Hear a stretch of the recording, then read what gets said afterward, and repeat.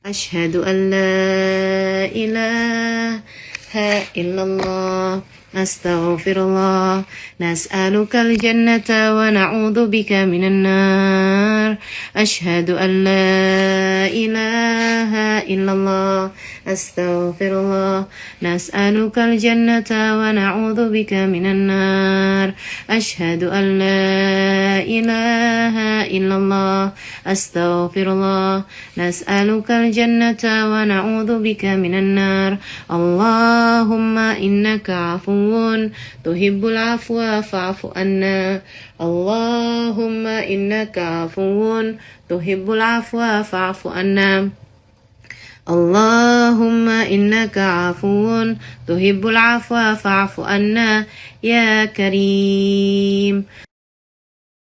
Alhamdulillah wassalatu wassalamu ala rasulillah Muhammad ibn Abdullah wa ala alihi wa sahbihi wa man wala. Subhanaka la ilma lana illa ma 'allamtana innaka antal alimul hakim. Rabbi shrah li sadri wa yassir li amri wahlul 'uqdatan min lisani yafqahu qawli. Amma ba'du. Mukjizat doa ini yang akan kita bahas pada hari ini. Doa ibadah yang luar biasa. Kita harus banyak-banyak berdoa. Saya sering bilang, jangan jadikan doamu hanya sekedar, sebab doa adalah semua yang kamu perlukan. Jangan cuman berdoa sedikit. Kamu justru sebaiknya sedikit-sedikit berdoa. Dikit-dikit doa, dikit-dikit doa. Itu yang seharusnya kita lakukan. Mencontoh manusia paling agung, baginda kita Nabi besar Muhammad.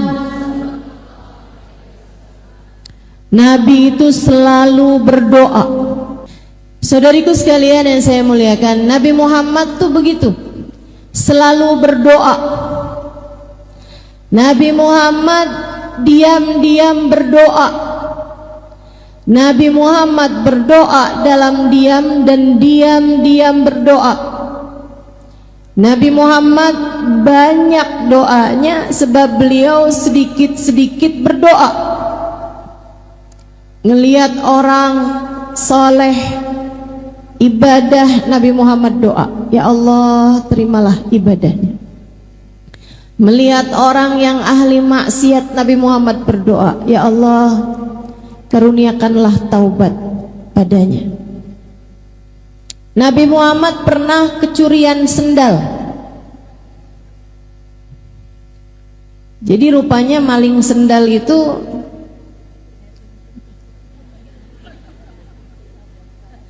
ada sanatnya ya. Tapi kalau ngambil sanat tuh yang bagus-bagus aja gitu. Maling sendal, Nabi kehilangan sandalnya di suatu tempat. Begitu tahu sandalnya hilang, dan teman-teman, Nabi itu nggak kayak kita punya beberapa pasang sendal.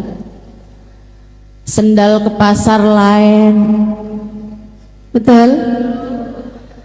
Sendal ke pasar ikan lain, sendal rumah lain, sendal jalan-jalan lain, sendal kondangan lain. Begitu? Nabi nggak gitu. Nabi hanya punya sepasang sendal. Kalau hilang artinya Nabi Muhammad nggak lagi punya sendal. Tahu gitu kok sendalnya Nabi hilang. Begitu Nabi Muhammad menyadari, tahu bahwa sandalnya hilang, beliau berdoa, ya Allah, jika yang mengambil sandal saya adalah orang yang enggak punya sandal, berkahilah sandal saya pada kakinya. Didoain sama Nabi. Kalau yang ngambil orang miskin nih yang nggak punya sendal, ya Allah biarin pas tuh sendal sama kakinya. bikin awet, jadi berkah terus. Ya Allah, jika yang ngambil sendal saya adalah orang yang punya sandal, orang yang mampu, yang bahkan mungkin sandalnya lebih banyak daripada sandalnya Nabi, ya Allah, jadikanlah ini dosa terakhir yang dia lakukan, karuniakanlah taubat kepadanya. Nabi kita Muhammad sallallahu alaihi wasallam doa, terus doa. Lihat apa aja doa. Lihat anak kecil didoain, lihat orang tua didoain. Doa buat istrinya didoain, buat sahabatnya didoain, buat umatnya didoain. Kita ini adalah keberkahan dari doa orang-orang terdahulu kepada kita. Satu waktu Sayyidah Aisyah melakukan sesuatu hal yang bikin senang Nabi Muhammad. Nabi senang. Kemudian Nabi Muhammad mendoakan Sayyidah Aisyah, Allahumma ighfir li Aisyah ma qaddamat ma akharat ma alanat ma asarat ma alimat ma lam ta'lam. Ya Allah, ampunilah Aisyah ya Allah, dosa-dosanya yang dulu-dulu ataupun yang baru-baru. Ya Allah, ampuni Aisyah ya Allah, dosanya yang dia lakukan sendirian, diam-diaman, atau yang dia lakukan terang-terangan. Ampuni Aisyah ya Allah, dosanya yang dia tahu ataupun yang dia nggak tahu. Sayyidah Aisyah dengar didoain kayak begitu, senengnya luar biasa sampai semburat merah keluar di pipi beliau. Senyum-senyum Sayyidah Aisyah. Nabi Muhammad tanya, "Farihti bi du'ai ya Aisyah? Kamu senang karena mendengar doaku ini wahai Aisyah?" "Bala ya Rasulullah, hadzal yaum id indi." Betul wahai Rasul, ini hari kayak lebaran buat saya. Nabi Muhammad bilang, "Ya Aisyah, inni da'autu bihadhihi da'wah fi kulli lailah li ummati." Aisyah, saya berdoa dengan doa yang seperti ini tiap malam. Tiap malam, sesudah panjang solat Nabi Muhammad, sesudah panjang berdiri Nabi Muhammad, sesudah panjang sujud Nabi Muhammad membenamkan dirinya dalam doa. Ya Allah, ampunilah, ampunilah, ampunilah. Buat siapa wahai Rasul? Li ummati, untuk umatku. Untuk umat kita nih, umatnya. Keberkahan doa-doanya Nabi Muhammad. Jadi kalau kamu lagi susah, tahu-tahu dikasih kemudahan, kamu pikir karena saya adalah istri yang solehah. Belum tentu. Bisa jadi itu adalah keberkahan dari doa orang tuamu. Bisa jadi itu adalah ijabah dari doa nenek kakekmu. Bisa jadi kamu mendapatkan keberkahan dari doanya Nabi besar Muhammad sallallahu alaihi wasallam, sebab bagaimanapun kamu adalah bagian dari umatnya. Karenanya juga saya sarankan untukmu yang sedang dalam kesusahan, anak-anakmu belum dapat hidayah dari Allah sehingga sholatnya masih berantakan atau masih tenggelam dalam dosa, kan saya kesian sama ibu-ibu yang anaknya masih belum dalam jalan hidayah Allah SWT. Saya kesian. Cobain Bu buat tagih doanya Nabi Muhammad untukmu dan untuk anak-anakmu. Ya Allah, anak saya, kasihanilah dia ya Allah. Ya Allah, ampuni dosanya. Bukankah anak saya adalah umat Nabi Muhammad? Dan bukankah kabarnya Nabi Muhammad selalu mendoakan kami umatnya, ya Allah, ampuni dosa anak saya, tarik dirinya ya Allah, bawakan ke jalan taat padamu, jangan biarkan ia tenggelam dalam dosa dan kemaksiatannya. Kami mohon padamu ya Allah, sebab kami umat Nabi Muhammad, kami tahu Nabi Muhammad banyak mendoakan kami. Tagih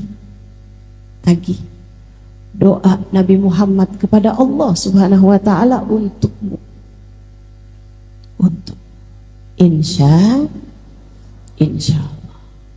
Hal penting buat kita lakukan dalam hidup yaitu selalu berdoa, sampai jadi kayak mukjizat gitu doa itu,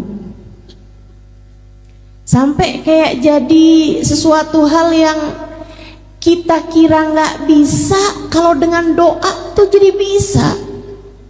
Bu, saya ini orang kampung, bapak saya bukan ulama, ibu saya bukan ulama, orang di sekeliling saya nggak ada yang mondok pesantren zaman saya masih kecil dulu. Sepupu saya nggak ada yang mondok pesantren. Diawali oleh kakak saya, kemudian saya memutuskan untuk pondok pesantren juga. Saya nggak pernah menyangka bahwa kemudian Allah Subhanahu wa ta'ala akan menyibukkan saya dalam jalan dakwah ini. Tapi saya merasa bahwa apa yang sedang saya lakukan saat-saat ini adalah merupakan ijabah doa dari orang-orang terdahulu yang telah mendoakan saya.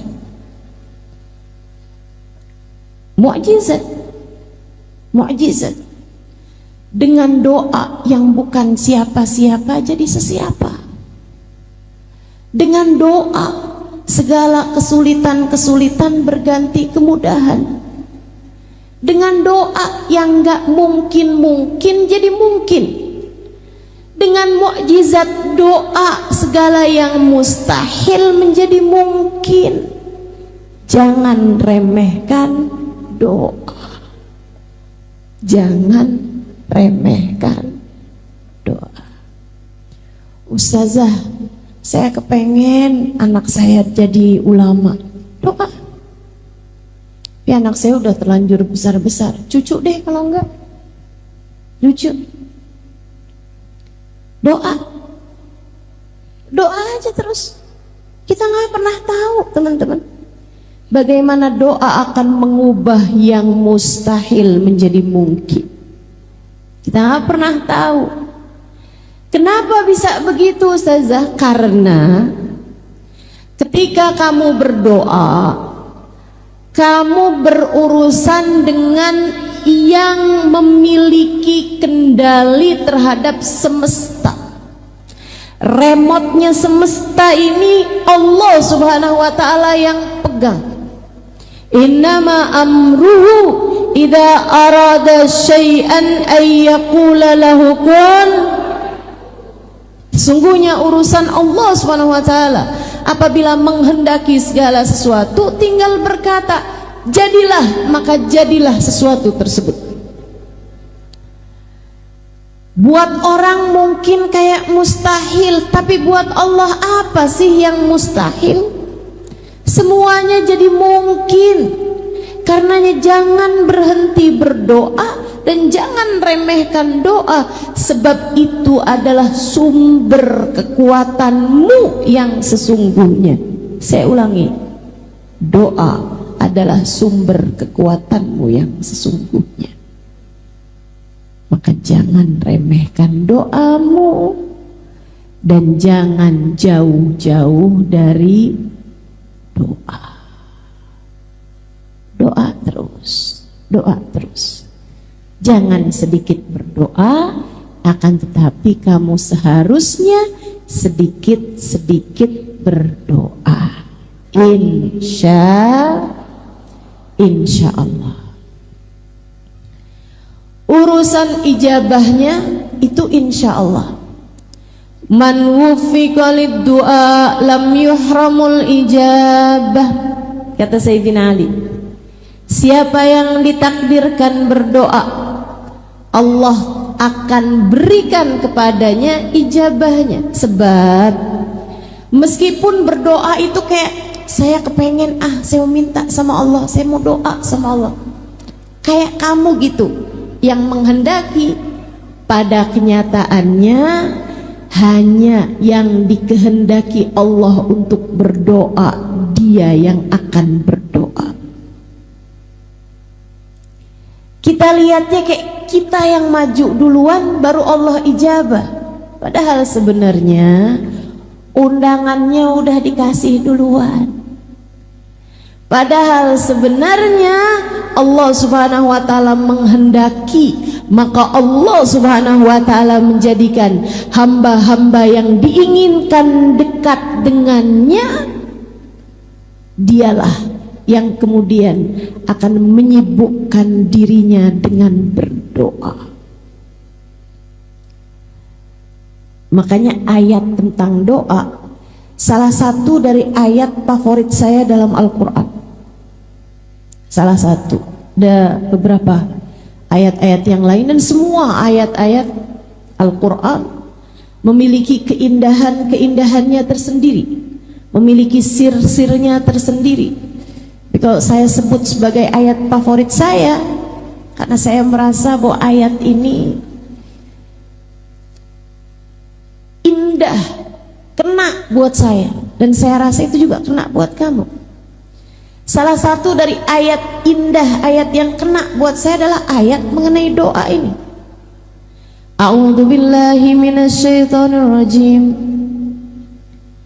Wa idza sa'alaka 'ibadi anni fa inni qarib. Ujibu da'watad da'i idza da'an. Falyastajibu li wal yu'minu bi la'allahum yarshudun. Wa idza sa'alaka ibadi anni fa inni qarib. Apabila ada hambaku, bukan hambaku, hamba-hambaku, ibad, apabila ada hamba-hambaku bertanya kepadamu wahai Nabi Muhammad tentang aku, fa inni qarib, katakan padanya sesungguhnya aku dekat.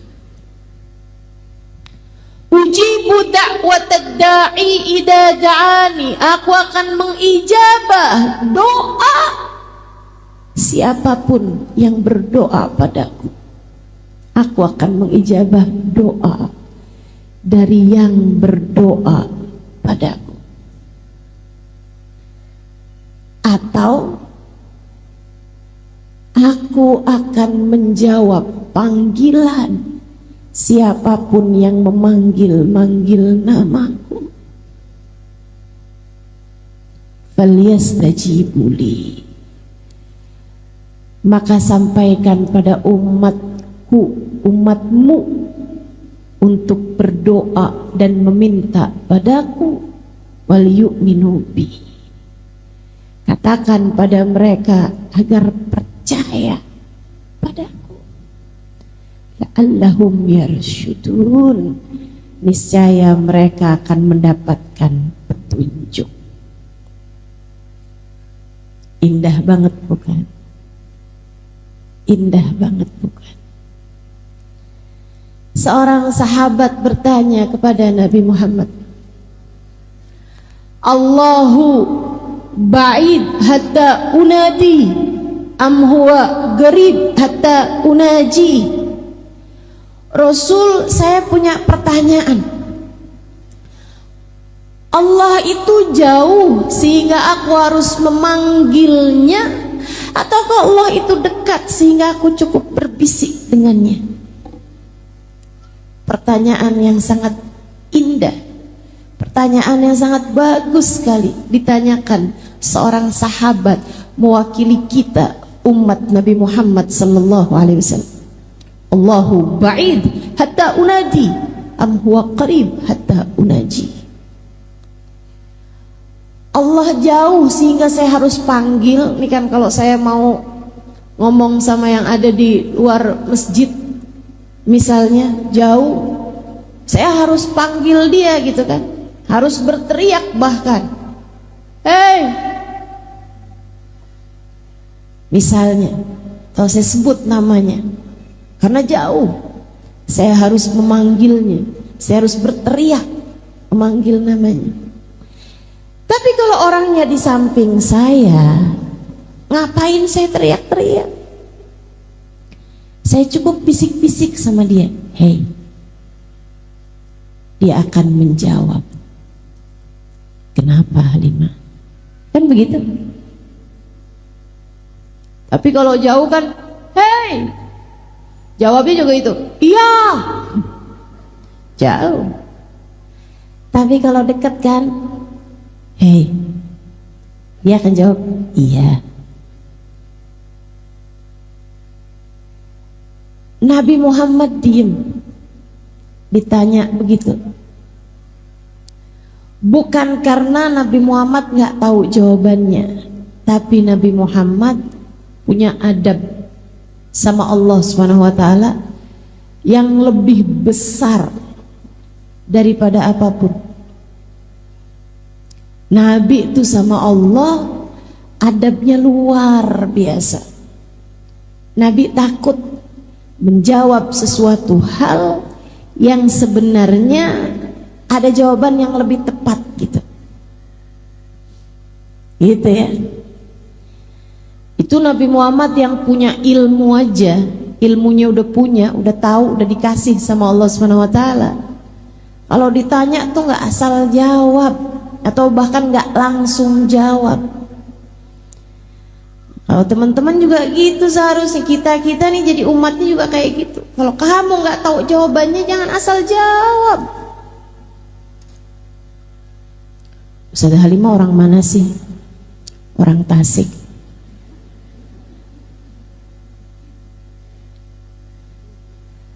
Kan namanya asal jawab. Kalau kita nggak pasti-pasti, jangan jawab. Sehingga sekalian, apalagi kalau ditanyanya perkara urusan hukum tentang Allah, tentang Rasulullah, tentang hukumnya ibadah, tentang tauhid dan seterusnya, tentang agama, ini jangan asal jawab. Nantinya jadi orang-orang yang kata Nabi Muhammad, fadallu wa adallu. Mereka pun menyesatkan dan kemudian menjadikan orang lain tersesat. Mereka sesat dan kemudian menyesatkan orang lain. Nabi diam. Saat itulah Allah SWT mengutuskan malaikat Jibril untuk memberitahu kepada Nabi Muhammad jawaban yang ditanyakan oleh sahabat ini. A'udzubillahi minasyaitonirrajim. Wa idza sa'alaka ibadi anni fa inni qarib. Apabila hambaku bertanya kepadamu, wahai Nabi Muhammad, apakah aku dekat ataukah aku jauh, sampaikan padanya fa inni qarib. Sungguhnya aku Allah adalah zat yang dekat. Saudaraku sekalian, fakta bahwa Allah dekat adalah sesuatu hal yang sangat melegakan bagi saya dalam hidup saya. Fakta bahwa Allah Subhanahu wa taala adalah zat yang dekat dengan diri kita adalah fakta yang seharusnya membuat kita selalu tenang dalam segala keadaan. Allah dekat dengan kita. Kamu takut dari apa kalau kamu tahu bahwa Allah dekat denganmu? Kamu sedih dari apa kalau kamu tahu Allah dekat denganmu? Ustazah, Allah itu beneran dekat? Dekat. Sedekat apa? Saya kasih tahu. Sedekat apa? Sedekat seseorang dengan bayangannya? Bukan. Sebab bayangan akan hilang saat kegelapan. Allah tak pernah hilang. Lantas sedekat apa Ustazah? Biarkan Allah sendiri yang menjawabnya. Saya kalau bayangin dekat, sedekat ruh dengan tubuh. Saya kalau bayangin dekat. Karena kita nggak bisa gerak, nggak bisa pejam mata, nggak bisa tidur, nggak bisa bangun kecuali dengan ruh yang menempel dalam tubuh kita. Tapi teman-teman, ruh dengan jasad terpisah ketika datang kematian. Ketika orang lagi koma, lagi pingsan, nah itu ruhnya tuh pisah dari jasad. Bahkan ketika orang tidur, itu rohnya pisah dengan jasad. Makanya begitu bangun tidur kita bilang alhamdulillahilladzi ahyana ba'dama amatana ilaihin nusyur. Ya Allah, terima kasih Engkau kembali menghidupkan aku setelah sebelumnya Engkau mematikan aku. Hanya kepadamu lah aku kembali. Sebab kalau kita tidur tuh pisah rohnya dari jasad kita.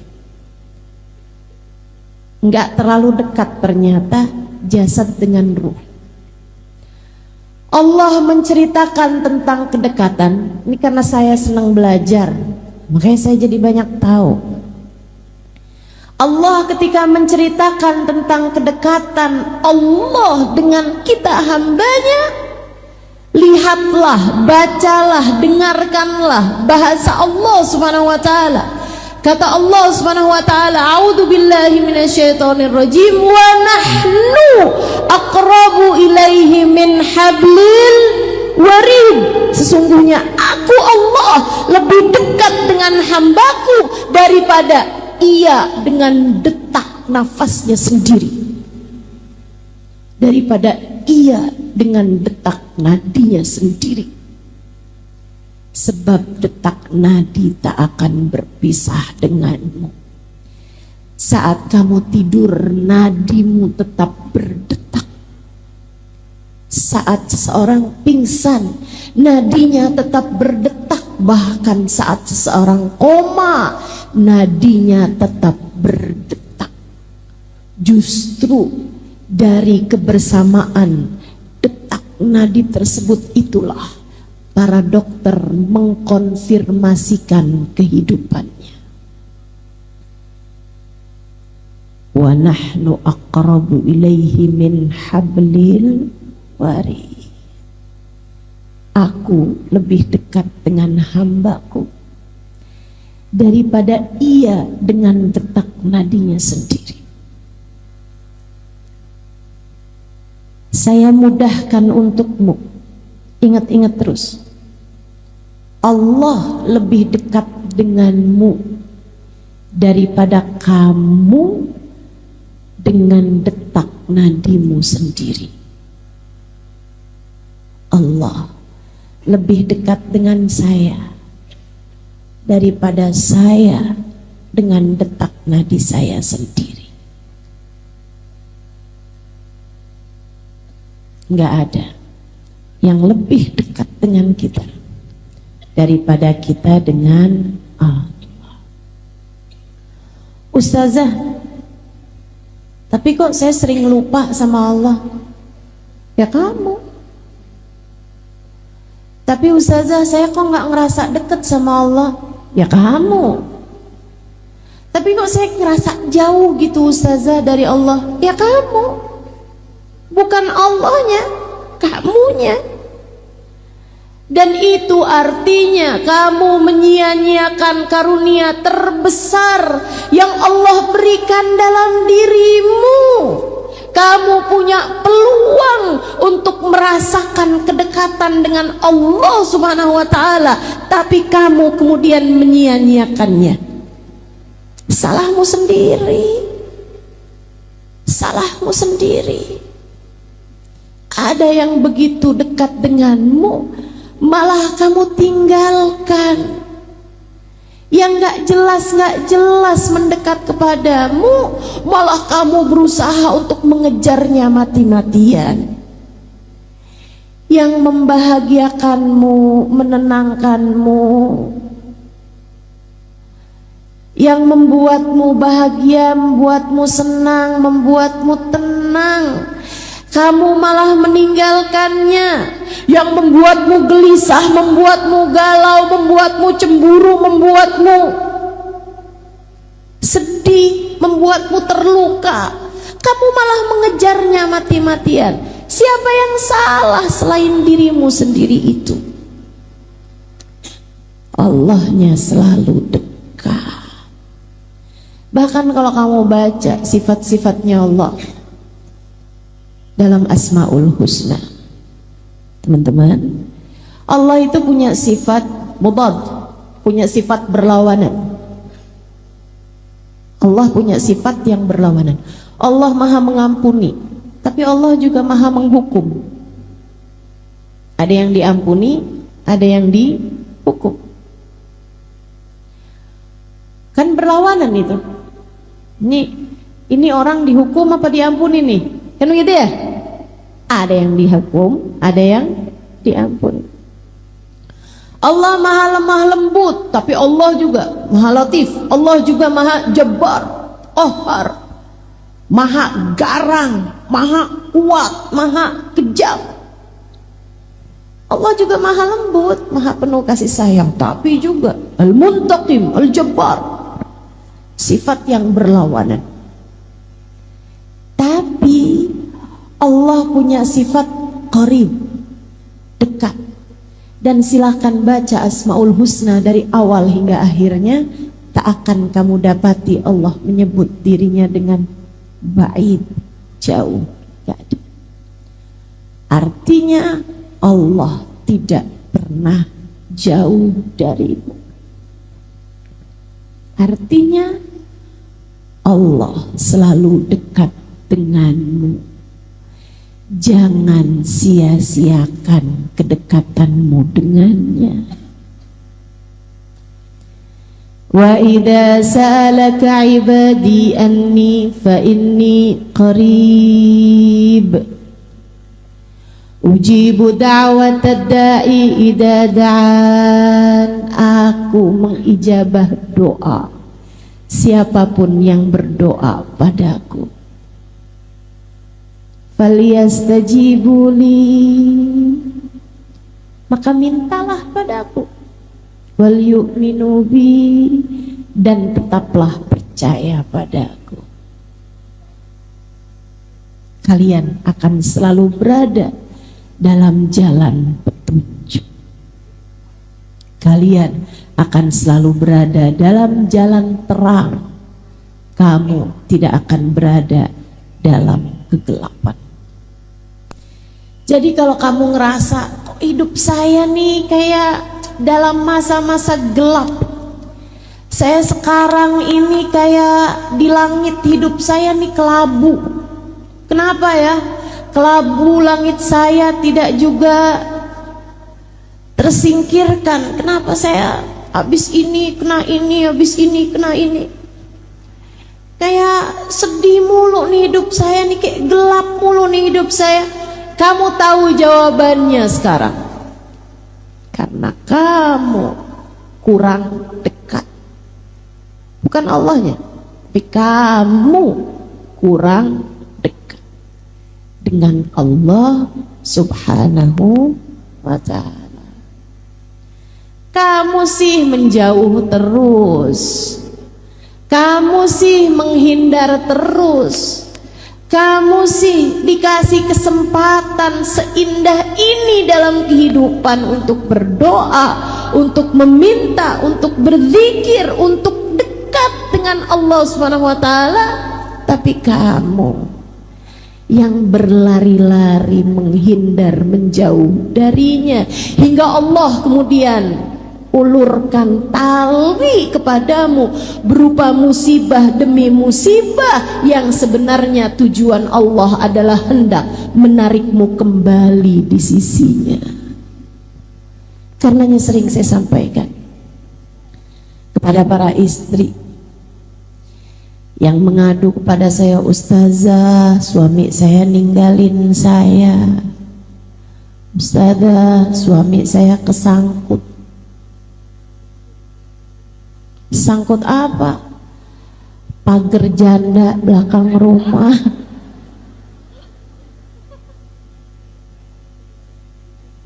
"Ustazah, anak saya ninggalin saya. Ustazah, sahabat saya ninggalin saya. Ustazah." Saat ada orang di sekelilingmu meninggalkanmu, itu adalah tali yang Allah Subhanahu wa Ta'ala ulurkan untukmu, karena kamu selama ini selalu kepengen kabur mulu dari Allah Subhanahu wa Ta'ala. Pernah lihat ada ibu-ibu sholat di Masjidil Haram atau Masjid Nabawi, ibu-ibu Arab sholat Masjidil Haram, Masjid Nabawi, bawa anaknya umur 2 tahunan gitu, yang belum bisa diomongin. Kalau umur 3 tahun 4 tahun masih bisa diajakin ngobrol. Biasanya kalau umur 2 tahunan kan belum tuh, belum bisa diajakin ngobrol, tapi udah bisa jalan, udah bisa lari. Itu kan paling susah dijagain. Tapi ibunya kepengen sholat, apa yang dia lakukan? Dia pakein tali ke anaknya. Pernah lihat? Itu setiap kali anaknya rada jauhan ditarik sama dia. Kayak gitu tuh Allah Subhanahu wa Ta'ala kepadamu. Si anak berasa sakit ketika ditarik. Sama, kamu juga begitu. Ketika datang ujian dalam kehidupan, kamu berasanya sakit. "Saya nggak pernah sesakit ini," kata seorang istri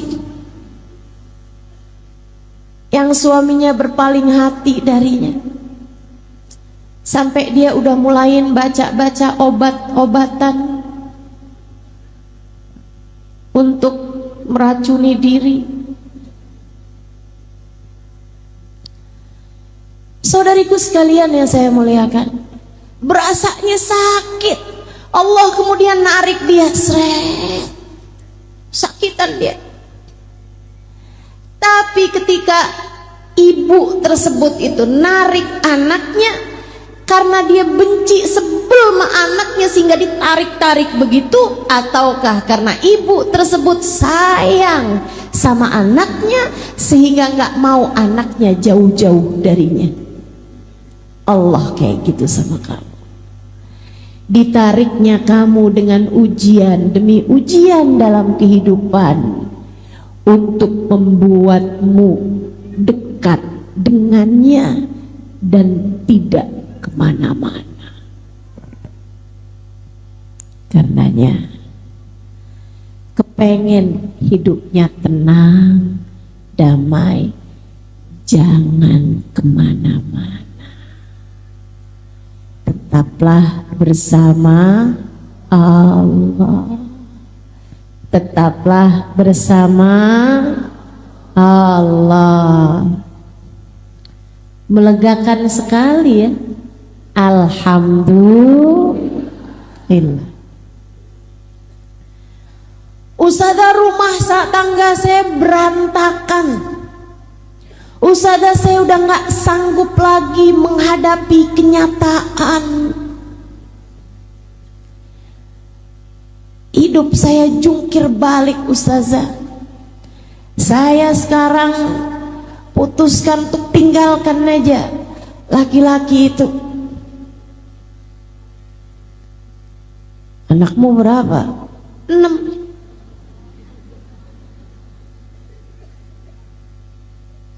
Bu, orang berumah tangga tuh ada setannya. Setannya juga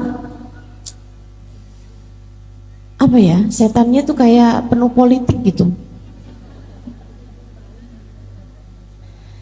dia tuh punya banyak cara gitu. Dan namanya setan kan. Setan kan nggak ada ceritanya cara yang kayak gini haram. Ya setan emang ngerjain yang haram-haram. Jadi kalau kamu demen banget sama yang haram-haram, artinya kamu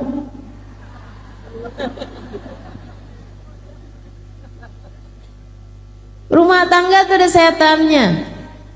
Tahu namanya? Ya tuh pada kenal. Orang kalau lagi pacaran, setannya tuh berusaha untuk deketin hingga terjadi perzinaan. Kalau lagi pacaran. Tapi kalau udah menikah, setan ganti visi misi.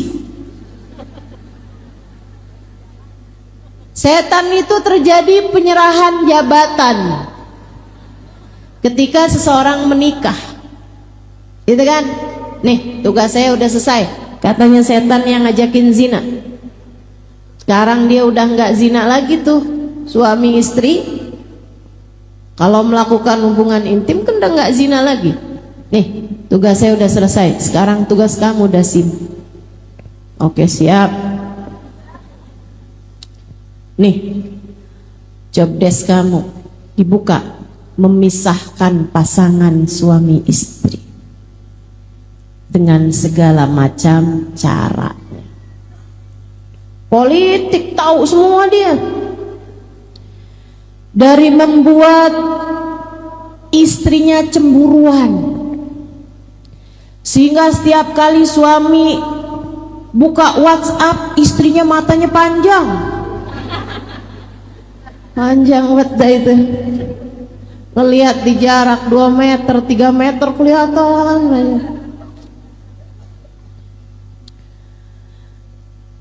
Sehingga kalau suaminya nerima telepon, telinganya panjang. Masya Allah. Dia nggak tahu ada dasim lagi ngebisikin. Suami kamu ngapain tuh? Suami kamu lagi ngobrol sama siapa tuh? Kelihatannya kayak ketawa-ketawa gitu dia. Ya Allah. Sedang ada yang bergerilya dalam rumah tangga kita. Kamu kemudian mencari pembenaran, ustazah, lebih baik mencegah daripada mengobati. Kamu nggak tahu itu bahasanya dasim itu. Nggak ada ceritanya kayak begitu. Suamimu miliknya Allah, kamu pun miliknya Allah. Semua manusia di atas muka bumi ini miliknya Allah subhanahu wa ta'ala. Udah gak usah sibuk sama perlakuan orang padamu, sibuk saja kamu dengan apa yang menjadikan penyebab kedekatanmu dengan Allah subhanahu wa ta'ala. Saudaraku sekalian, kamu menjalani kehidupan sebagai perjalanan panjangmu menuju Allah, maka jangan biarkan apapun mengalihkan hal tersebut darimu. Udah aja, biarin Allah, serahkan semuanya kepada Allah. Saudaraku sekalian saya muliakan, jangan pernah mau jauh-jauh dari Allah Subhanahu wa ta'ala. Hidupmu berantakan. Hidupmu berantakan. Allah ketika lihat nih hatinya kemana-mana, tidak bersama denganku. Oh, akhirnya kemudian Allah lihat dia tambah jauh, Allah lemparkan ujian-ujian dalam kehidupan. Mendekatlah terus kepada Allah. Mendekatlah terus kepada Allah. Gimana caranya mendekat? Falyastajibuli. Berdoalah, berdoalah. Ud'uni astajib lakum. Berdoalah niscaya akan aku ijabah, kata Allah Subhanahu wa ta'ala. Berdoalah niscaya akan aku ijabah. Enak bener. Gitu doang ya Allah. Iya, gitu doang. Panggil namaku, aku akan jawab panggilanmu. Minta padaku, aku akan memberi kepadamu. Teman-teman saudaraku sekalian, benar banget kalau Sayyidina Umar bin Khattab sampai bilang, inni la akhaf du'ai ghairu mustajab. Saya nggak takut doa saya nggak mustajab, nggak takut saya. Saya nggak takut doa saya nggak diijabah, saya nggak takut. Yang saya takutkan adalah Allah tidak lagi mengizinkan saya untuk berdoa. Ketika seseorang dalam hidupnya nggak doa, dia kira dia yang ngerasa nggak perlu mendoa, padahal kenyataannya Allah yang tidak mengizinkan dia untuk memanggil-manggil namanya. Kenapa? Karena dia sudah tidak lagi berharga di sisinya. Maka berdoalah, jangan pernah jauh-jauh dari doa. Jangan pernah jauh-jauh dari Allah dengan selalu kamu memanggil-manggil namanya dalam doa. Dalam sholat kamu doa, terutamanya di sujud-sujudmu itu. Ya Allah, jangan tinggalin saya. Ya Allah, ampuni saya.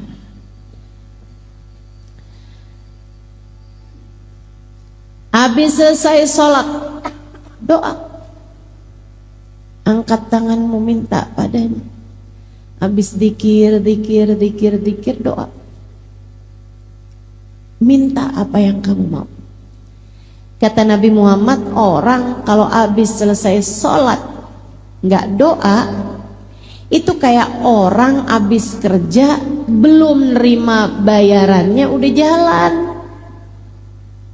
Sayang, kamu punya doa mustajab, kenapa nggak kamu pakai? Pakai dulu, ambil gajinya, ambil bayarannya, berdoalah. Kalau perlu sebelum kakimu bergerak, sebelum pindah posisi duduk, doa dulu.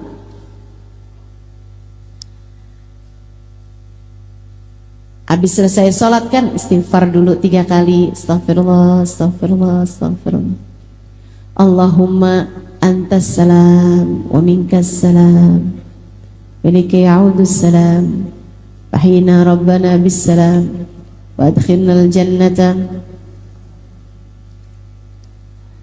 Habis itu kemudian baca ayat kursi, kemudian baca subhanallah 33 kali, alhamdulillah 33 kali, Allahu Akbar 33 kali, akhiri dengan la ilaha illallah wahdahu la syarikalah lahul mulku wa lahul hamdu yuhyi wa yumit wa huwa ala kulli syai'in qadir.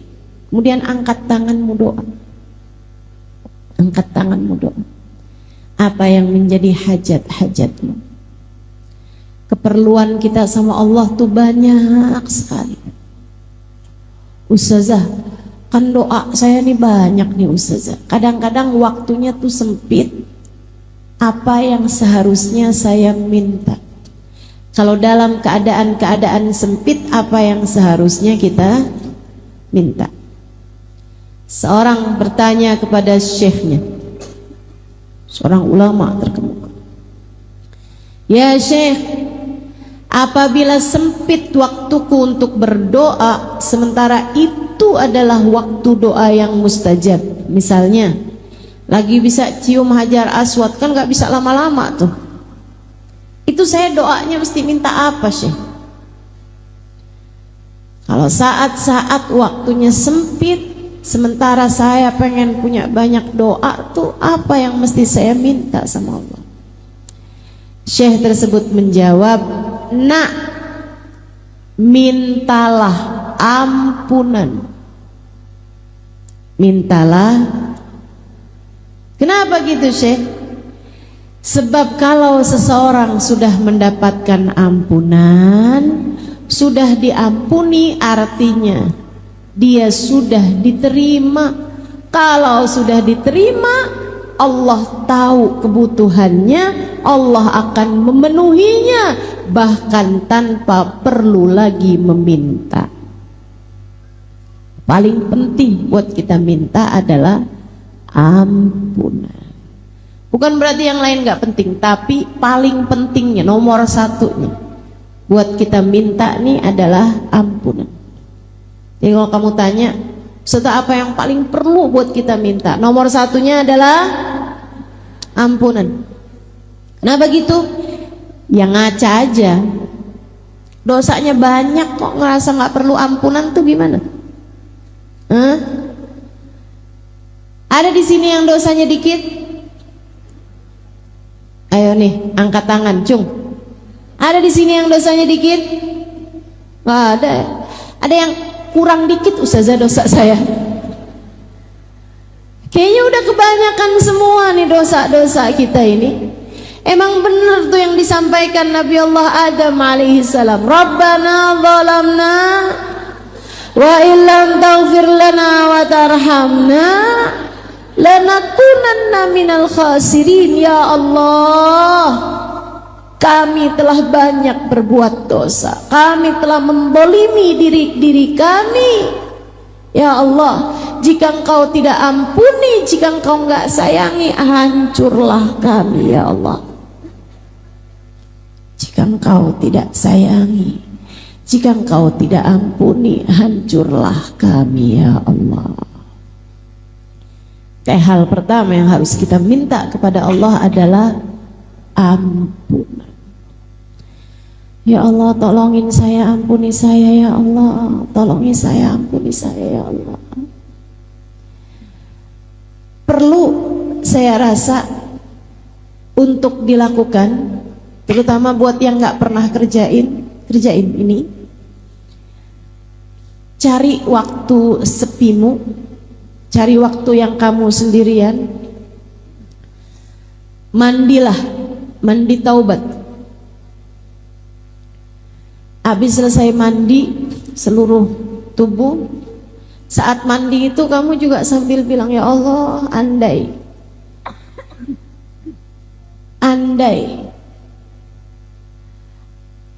semudah ini membersihkan diri dari dosa-dosa, andai membersihkan dosa semudah membersihkan badan ini ya Allah.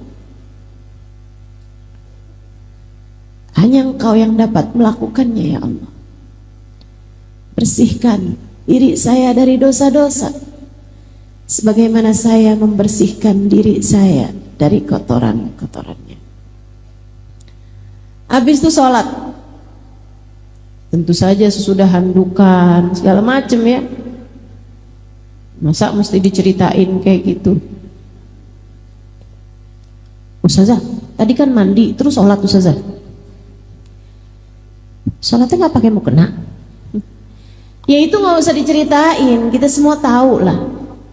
Sholat 2 rakaat, usolli sunnatat taubah rakaatain billahi ta'ala. Sholat 2 rakaat. Usahakan jauhkan dulu HP, pastikan keadaannya tenang. Karena bagaimanapun kamu lagi khusyuk gitu, terus tiba-tiba kedengaran dari HP kamu, Shopee.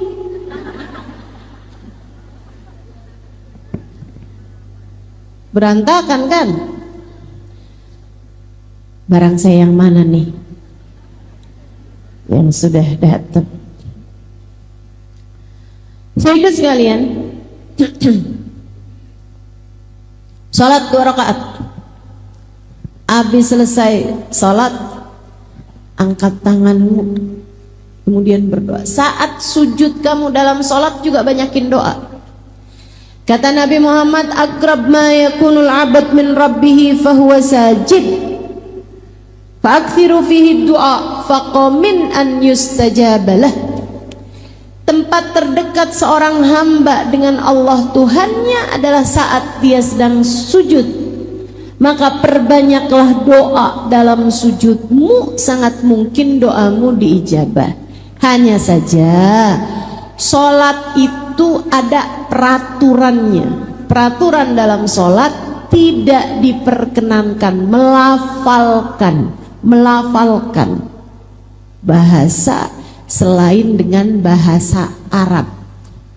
Sehingga kalau kamu mau berdoa dengan doa hajat-hajatmu, dengan doa sesuai dengan bahasamu kan bukan bahasa Arab, ya kan?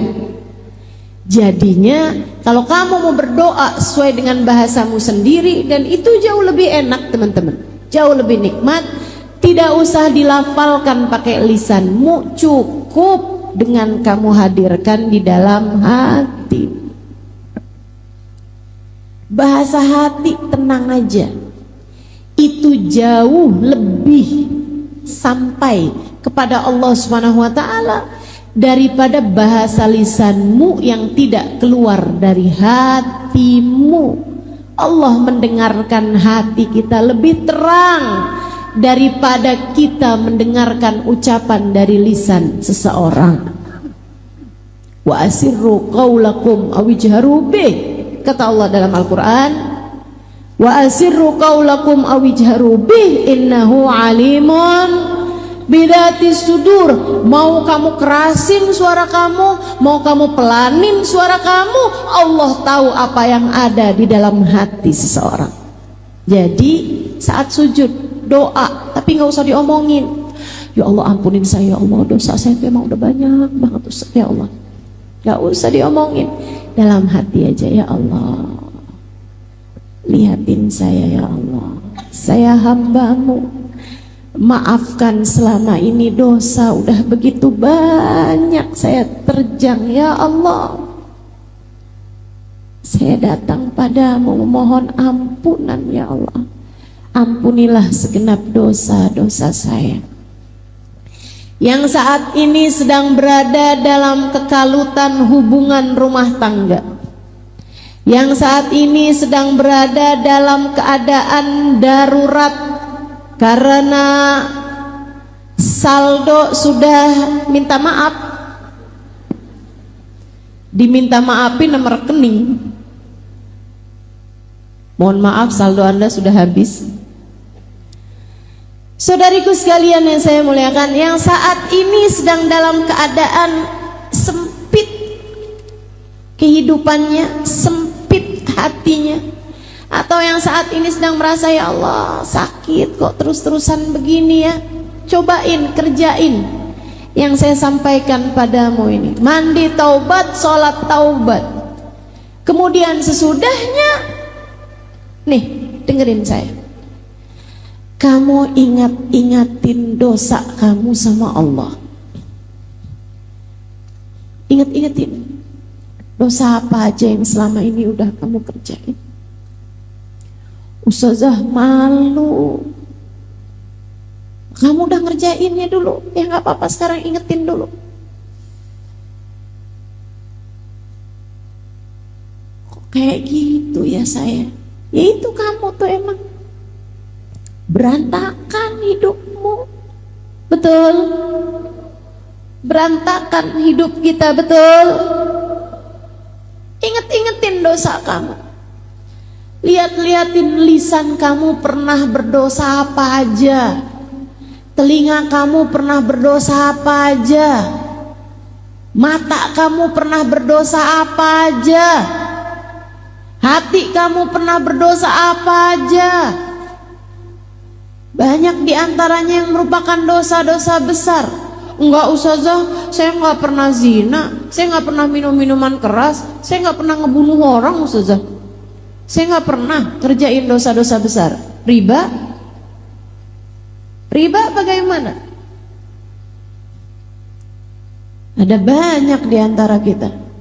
Saya bahkan mendengar kabar, fakta yang saya berharap semoga ibu-ibu yang ada di sini nggak sampai kena begituan. Bu, Indonesia ini adalah negara dengan judol terbesar seluruh dunia. Kata nenek-nenek, judol apa saja? Judi online, Nek. Terjebak pada judi. Kok bisa perempuan-perempuan pada main judi? Gara-garanya adalah karena mereka ngambil pinjol. Nenek-nenek nanya lagi, pinjol apaan dah Ustazah? Pinjaman online, Nek. Cuman naroin foto KTP. Habis itu kemudian dia tinggal nulis dia mau berapa duitnya. Dikirimkanlah duitnya sama pihak pinjaman online tersebut. Dikirimin 1 juta, itu dalam beberapa waktu bunganya naik-naik terus sampai kadang-kadang hutangnya cuma 3 juta. Akhirnya kemudian berbunga bisa sampai belasan juta karena nggak kebayar-bayar. Kamu pikir itu bukan dosa besar? Dosa besar dari hutang riba itu adalah dosa besar. Besar sekali, bukan besar aja, besar banget. La'anallah akilur riba wa mukila wa katiba wa syahidah. Allah melaknat orang yang makan riba. Allah melaknat orang yang dikasih makan riba. Kamu ngambil hutang atau kamu menghutangi dengan riba, itu kamu dilaknat Allah Subhanahu wa taala. Bahkan wakatibah, adminnya, yang nulisnya, wasyahidah, bahkan saksinya, apalagi yang mengompori orang buat hutang riba. Pinjemin gue dong, susah banget nih saya. Gak usah banyak-banyak lah, 500.000 aja. Kamu tuh kalau susah-susah kamu pinjem aja tuh di online. Emang gimana caranya? Gini nih. Termasuk la'anallah, Allah melaknat mereka itu. Dosa besar. Ditaubatin teman-teman saudaraku sekalian, ditaubatin, ditinggalin. Caranya gimana Ustazah biar kita nih nggak terjebak dengan hutang riba? Caranya adalah dengan tidak berhutang. Jangan utang. Kalau utang nggak usah pakai riba gitu Ustazah. Bukan, jangan berhutang. Jangan gampang utang. Bu, Kak, Dek, nah, sesedikit apapun yang kamu punya cukup untuk membiayai hidupmu, tapi sebanyak apapun yang kamu punya nggak akan cukup untuk membiayai gaya hidupmu. Jadi kalau pengen hidupmu tenang, jangan banyak gaya. Jelas? Jelas? Nggak usah kepengenan sama HP yang dipunyai sama iparmu. Gak usah kepengenan sama baju yang dipunyai sama tetanggamu. Gak usah kepengenan sama tas yang dibelikan oleh seseorang kepada istrinya. Gak usah. Gak usah. Saya kepengen juga dong. Gak punya, akhirnya ngutang. Ada yang pengen ngawinin anaknya, seadanya aja Bu, seadanya aja. Gak usah pakai segala ngutang-ngutang. Akhirnya kemudian habis selesai ngawinin, datang pulalah debt kolektor, nagih utangnya. Ada yang begitu di sini? Mana orangnya coba? Mau lihat saya. Ya Allah, jangan begitu. Yang qanaah sama apapun yang Allah Subhanahu wa taala bagi-bagikan. Sisanya kalau lagi kepengen apapun, angkat tangannya aja, doa. Ibu-ibu, doa itu ajaib luar biasa. Betapa Allah Subhanahu wa Ta'ala memberi kepada kita seringkali bahkan dari arah yang tidak kita sangka-sangka. Kita hanya perlu untuk selalu berdoa. Habis kamu inget-ingetin dosa-dosa kamu ingetin rahmatnya Allah padamu, kenikmatan yang telah Allah Subhanahu wa Ta'ala berikan padamu. Walaupun kamunya berdoa, walaupun kamunya berdosa, tapi Allah Subhanahu wa Ta'ala masih mengizinkanmu untuk berdoa, masih membiarkan iman dalam hati kamu. Bukan hal kecil. Perhatikan saya, pernah nggak kamu sebel sama seseorang sampai kamu nggak mau lihat mukanya? Pernah nggak kamu sebel sama seseorang sampai kamu nggak mau dengar suaranya? Pernah? Allah persis kayak gitu. Allah kalau benci sama seseorang, Allah nggak izinkan dia buat sholat. Dia pikir dia yang nggak mau sholat, padahal Allah yang nggak mau dia menghadap kepada Allah, sebab Allah tak lagi berkenan melihat dia. Dia pikir dia nggak doa, percuma saya doa, saya nggak mau doa lagi, saya mau berhenti berdoa, saya nggak lagi mau berdoa. Dia pikir dia nggak mau doa, padahal Allah yang tidak mau mendengar suaranya, memanggil-manggil nama Allah SWT. Allah tak lagi berkenan. Karenanya saat kamu selesai sholat taubat, kamu bilang, ya Allah, besar dosa-dosa saya, tapi Engkau masih juga berkenan untuk membiarkan saya sujud padamu. Engkau masih berkenan untuk membiarkan saya menyebut-nyebut namamu, memanggil namamu. Terima kasih ya Allah, maafkan saya ya Allah, maafkan saya ya Allah. Abdukal abi raji' ilaik. Ya Allah, saya hambamu yang selama ini kabur darimu, saya kembali kepadamu. Ya Allah, terimalah saya. Kemudian mulailah kamu menyebut-nyebut nama Allah, memanggil-manggil nama Allah. Nggak usah pakai yang lain-lain, yang gampang aja, diajarkan sama para ulama. Ada di dalam kitab I'anatul Talibin ala Syarhi Fathil Mu'in. Mulailah dengan kamu menyebut nama Allah, memanggil nama Allah. Kamu panggil begini nih, ya Allah, ya Allah, ya Allah. Tiap kali kamu sebut namanya, kamu hadirkan dia di dalam hatimu. Kamu berdoa padanya, ya Allah, jangan tinggalkan saya. Lisanmu menyebut, ya Allah. Hatimu berbisik, tetaplah ada untuk saya. Ya Allah, pandanglah saya dengan pandangan kasih sayang. Ya Allah, tetaplah ada untuk saya ya Allah. Ya Allah, ampuni dosa saya ya Allah. Ya Allah, sayangi saya ya Allah. Ya Allah, nasib saya ada dalam genggaman-Mu ya Allah.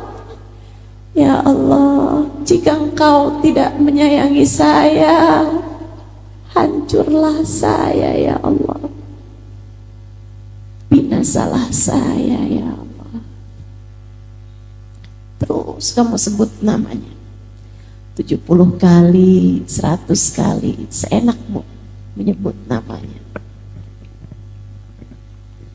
Kemudian akhiri dengan sholawat kepada Nabi Muhammad.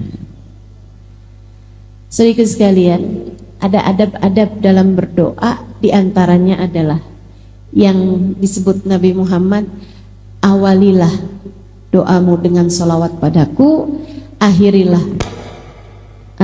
doamu dengan sholawat padaku. Karena salawat padaku pasti diterima sama Allah. Masakah Allah terima depan belakangnya dan ditolak tengah-tengahnya? Jadi awali doa dengan bersolawat, akhiri pula doa dengan salawat. Kemudian ada lagi adab-adabnya berdoa. Salah satunya yang Allah sebut dalam Al-Quran, doa jangan cuman minta dunia. Ada banyak diantara kita tuh yang kalau doa mintanya dunia melulu. Bahkan lebih kerucut lagi, doanya cuma minta duit melulu. Ada tuh yang begitu. Di sini ada apa enggak? Kamu orangnya? Silahkan angkat tangan, hadirkan doamu. Minta apa yang jadi doamu? Ya Allah, duit ya Allah. Duit yang banyak ya Allah. Usaha saya ya Allah biar jalan bagus ya Allah. Ya Allah biar saya bisa bayar utang ya Allah. Ya Allah duit ya Allah. Saya perlu buat beli rumah ya Allah. Ya Allah duit ya Allah, saya perlu buat beli tanah. Ya Allah duit ya Allah, saya perlu buat ganti HP. Ya Allah duit ya Allah, saya pengen pergi haji. Amin katanya.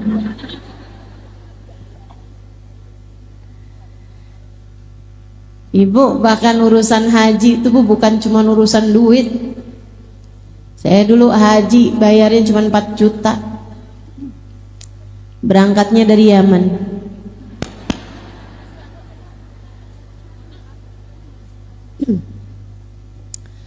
Teman-teman saya ikut sekalian yang saya muliakan, jangan cuman minta harta, jangan cuman minta dunia, apalagi cuman sekedar minta duit. Malu sama Allah. Enggak malu apa? Malu Bu, saya sih malu. Malu sama Allah Subhanahu wa Ta'ala. Ada banyak hal-hal besar yang kita perlukan. Kok cuman yang diminta duit aja? Disindir sama Allah dalam Al-Quran. A'udzubillahi minasyaitonirrajim. Wa minhum man qala rabbana atina fid dunya falaysa lahu fil akhirati min khalaq. Wa minhum man qala rabbana atina fid dunya hasanah wa fil akhirati hasanah wa qina adzaban nar. Ulaika lahum nasibum mimma kasabu wallahu sari'ul hisab. Kata Allah, ada tuh hamba-hambaku yang kalau doa tuh tiap angkat tangan mintanya, ya Allah kasih buat dunia saya, ya Allah kasih buat dunia saya, ya Allah saya minta duit, ya Allah saya minta jodoh, saya minta sehat, semuanya dunia. Ustazah minta kesehatan dunia juga. Sesuatu hal yang tidak kamu bawa mati artinya dunia. Artinya untuk dunia. Semua yang gak kamu bawa mati akhirnya untuk dunia. Saya tanyain, kalau kamu mati suami kamu ikut bawa masuk dalam kubur apa enggak? Enggak. Kalaupun kamu mau narik dia ke dalam kuburan, dianya gak mau. Kalau saya mati, kamu mati juga ya bang? Ogah. Saudaraku sekalian, saya mulai, apapun yang tidak kamu bawa mati bagian dari dunia, dan apapun yang tidak kamu bawa mati jangan kejar mati-matian. Hartamu, rumahmu, termasuk suamimu, termasuk anak-anakmu bagian dari dunia. Gak usah segitunya minta. Saya menikah udah lebih daripada 20 tahun, tapi saya gak dikasih anak, belum dikasih anak, gak tahu saya gak dikasih anak sama Allah Subhanahu wa Ta'ala. Apakah saya minta mati-matian urusan anak? Enggak. Ngapain? Yang saya minta mati-matian adalah ampunan. Yang saya minta mati-matian adalah hidayah. Yang saya minta mati-matian adalah kasih sayang Allah Subhanahu wa Ta'ala kepada saya. Saudaraku sekalian yang saya muliakan, tuh yang harus kamu minta. Kemudian lagi adab kita untuk berdoa. pastikan rezeki yang masuk di dalam perutmu, makananmu halal. Sebab kalau orang rezekinya haram, fa anna yustajabalah, kata Nabi Muhammad, bagaimana mungkin doanya akan diijabah sama Allah? Innallaha thayyib la yaqbalu illa thayyiba. Allah itu bagus, Allah itu baik, Allah itu indah, tidak akan menerima yang haram-haram. Yang jelek-jelek, yang syubhat, yang haram gak akan diterima sama Allah Subhanahu wa taala. Jadi kalau kamu kepengen doamu mustajab, ibadahmu diterima, jadi ringan mengerjakan kebaikan-kebaikan, saudariku sekalian yang saya muliakan, pastikan rezekimu halal. Ustazah, bukannya minta keutuhan rumah tangga itu sesuatu yang baik? Iya. Tapi kan suami nggak kita bawa mati, Ustazah. Betul, suami nggak kita bawa mati. Tapi hubunganmu dengan suamimu itu hubungan yang sangat panjang hingga sampai di akhirat. Dengerin saya. Nabi Muhammad mengatakan, ayu mamratin salat fardha, samat syahraha, wa ta'at zawjaha, faltadkhulul jannah min ayyi babin sya'at. Kalau ada seorang perempuan salatnya bagus, puasanya bagus, walaupun dia nggak punya puasa sunnah, nggak punya salat sunnah, tapi dia punya amal ibadah yang lain, yaitu dia benar sama suaminya, dia taat sama suaminya, dia bagus sama suaminya, nanti di akhirat dia boleh masuk surga dari pintu manapun yang dia inginkan. Jadi kamu berdoa meminta hubungan baik, rumah tangga yang bagus di atas muka bumi ini, artinya kamu sedang meminta surgamu sendiri. Tapi doanya bukan asal, ya Allah jadikanlah suamiku tidak pernah berpaling hati dariku. Jangan biarkan ada pelakor menjadi yang ketiga dalam rumah tangga kami. Bukan gitu doanya. Ya, bukan gitu doanya. Ya Allah jadikan suamiku tergila-gila padaku. Jangan. Sehingga sekalian, doanya gimana? Ya Allah jadikanlah saya istri yang solehah bagi suami saya. Doa begitu. Ya Allah jadikanlah rumah tangga kami sebagai rumah tangga yang kau pandang dengan kasih sayangmu ya Allah. Kemudian siapa yang kepengen rumah tangganya utuh, rumah tangganya bagus, rumah tangganya dalam cinta dan kasih sayang Allah, seringlah berdoa bersama-sama, sholatlah dengan berjamaah, mengerjakan kebaikan bersama-sama, sedekah barengan, baca Quran, baca zikir habis sholat bersama-sama. Orang kalau sering beribadah bersama-sama pasangan suami istri, Allah melihatnya sebagai satu kesatuan. Dengarkan saya, yang sudah dipersatukan oleh Allah, tidak ada sesiapapun yang dapat memisahkannya. Siapapun yang dipersatukan Allah, tidak ada siapapun yang dapat memisahkannya. Bersatunya dengan apa Ustazah? Bukan dengan harta, bukan dengan jabatan, bukan dengan rupa. Bukan berarti kalau saya cantik suami saya nggak akan kemana-mana. Siapa bilang? Siapa bilang? Ibu-ibu sekalian, kalau kamu kepengen hati suamimu nggak kemana-mana, tidak kepada yang haram, akan tetapi kepadamu yang halal, jadilah kamu hamba Allah Subhanahu wa taala yang solehah. Sebab Allah kalau cinta sama seorang hamba, Allah jadikan hati hamba-hambanya yang soleh-solehah mengarah kepadanya. Gitu. Tenang, hati suami kamu tuh adanya dalam genggaman Allah. Jangan dikit-dikit cerai, jangan dikit-dikit nuntut suami. Kamu gak bisa kayak suami orang. Maksud kamu selama ini kamu bukan orang gitu? Saya gak mau hidup sama kamu, dah saya mau pisah aja sama kamu. Gak gitu ceritanya, gak gitu. Minta keutuhan rumah tanggamu sama Allah. Jadilah istri yang salehah dan beribadahlah bersama-sama. Insya. Ustazah, doain anak itu termasuk dari minta dunia? Bukan. Itu bagian dari minta agama. Tapi kan anak kan gak saya bawa mati, Ustazah. Betul, anakmu gak kamu bawa mati. Tapi apa yang dikerjakan sama anakmu sesudah kamu mati nanti, jika ia adalah kebaikan, akan mengalirkan pahala kepadamu dalam alam kuburmu. Dan jika dia adalah dosa demi dosa, bisa jadi mengalirkan dosanya ke dalam alam kuburmu.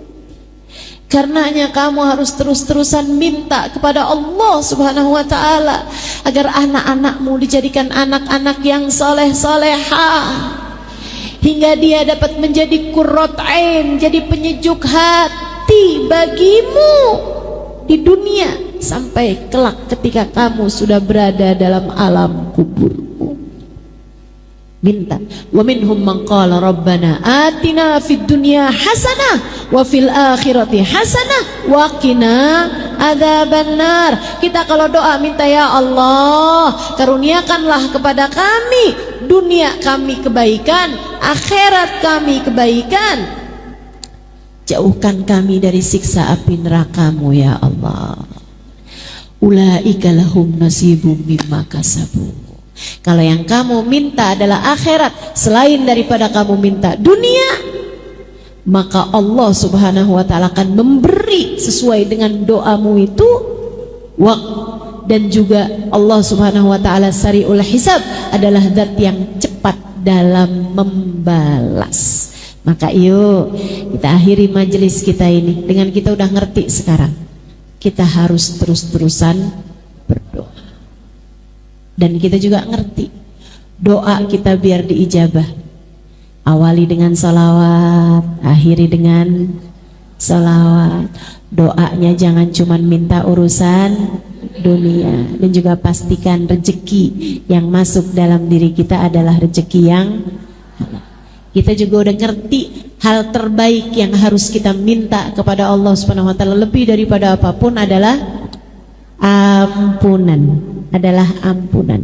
Dan selebihnya doa-doa kebaikan-kebaikan bagi agama kita, bagi hati kita. Minta Bu, minta dikaruniai guru, minta dikaruniai kesehatan hati lebih daripada kesehatan badan, minta dijauhkan semua sifat-sifat yang tercela, minta biar Allah Subhanahu wa ta'ala mengaruniakan hati yang penuh dengan kehusyuan, hati yang penuh dengan qanaah, hati yang penuh dengan keikhlasan, hati yang bersih, jauh dari kebencian-kebencian.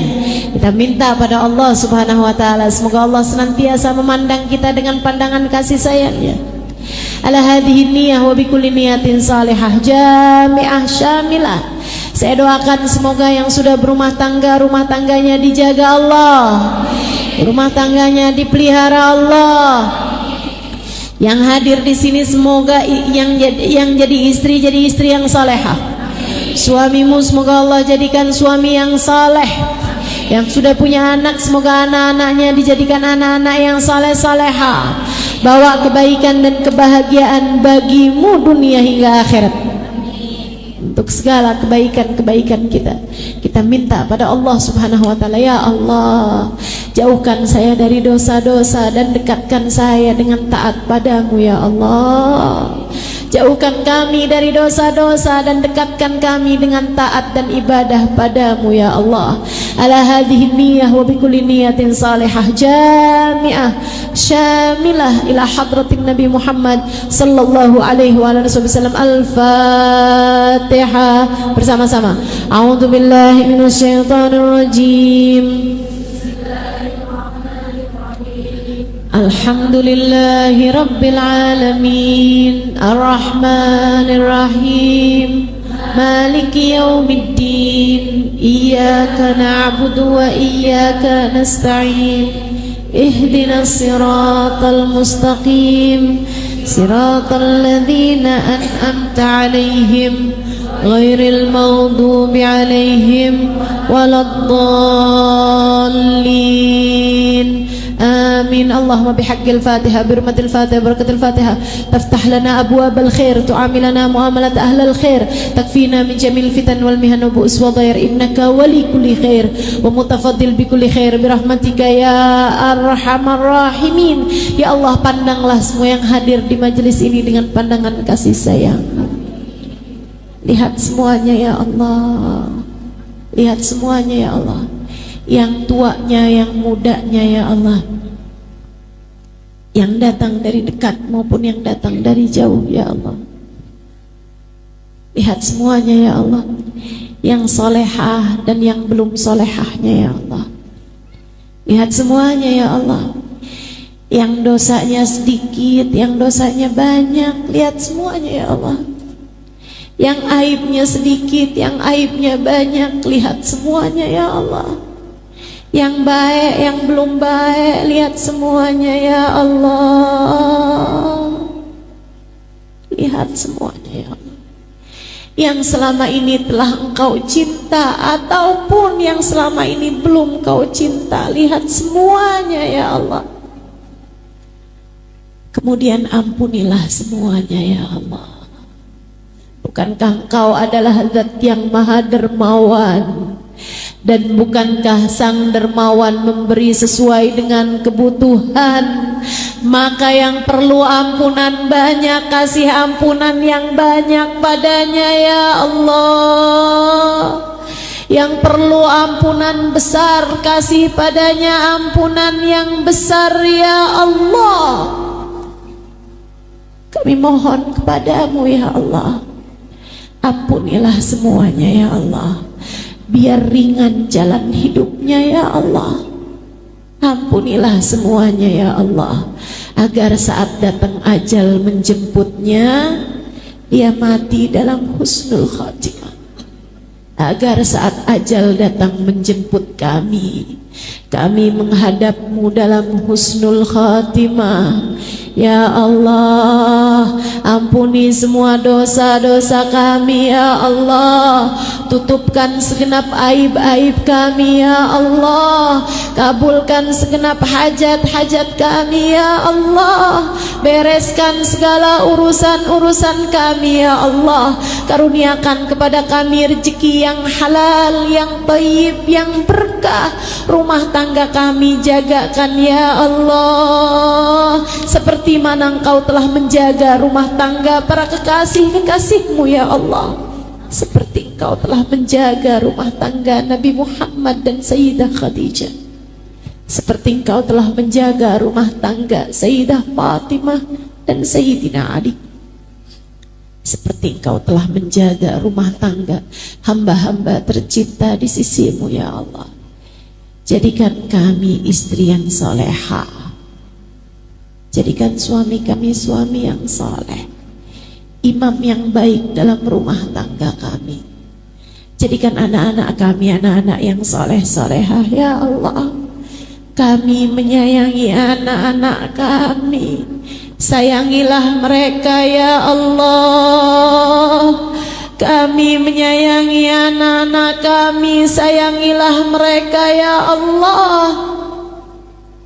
Maafkan kami tidak dapat menjaga mereka seperti yang kau inginkan. Bukankah kau mengatakan ku anfusakum wa ahlikum nara, jagalah diri kalian dan anak kalian dari api neraka ya Allah. Jangankan menjaga anak-anak kami, menjaga diri kami sendiri saja terkadang kami gagal melakukannya. Karenanya kami mohon padamu ya Allah, jagakanlah kami, jagakan anak-anak kami ya Allah. Jaga kami, jaga anak-anak kami, seperti engkau telah menjaga hamba-hambamu yang tercinta di sisimu ya Allah. Kami mohon kepadamu ya Allah, sayangi kedua orang tua kami, sayangi kedua orang tua kami yang masih hidup. Peliharalah mereka ya Allah, peliharalah mereka ya Allah. Karuniakan kesehatan padanya, zahir batin. Sayangi kedua orang tua kami ya Allah, sebagaimana mereka telah menyayangi kami di masa kecil, yang orang tuanya telah ada di dalam alam kubur. Kami titipkan mereka padamu ya Allah. Tolong urusi mereka dalam alam kubur mereka. Bahagiakan mereka dalam alam kubur mereka ya Allah. Pertemukan mereka dengan Nabi Muhammad. Karuniakan pada mereka syafaat Nabi Muhammad.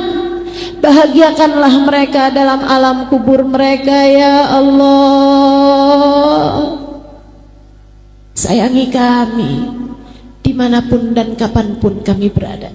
Sayangi saat mampu kami, sayangi saat tidak berdaya kami, sayangi saat sehat kami, sayangi saat sakit kami, sayangi saat kami dicinta, sayangi saat kami dibenci. Sayangi kami ya Allah, dimanapun dan kapanpun saja kami berada.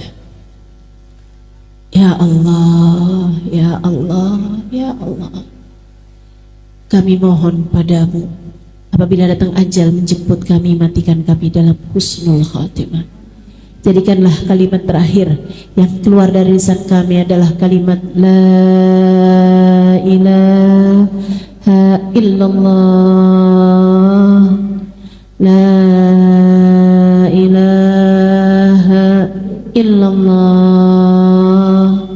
La ilaha illallah, Muhammadur Rasulullah sallallahu alaihi wasallam.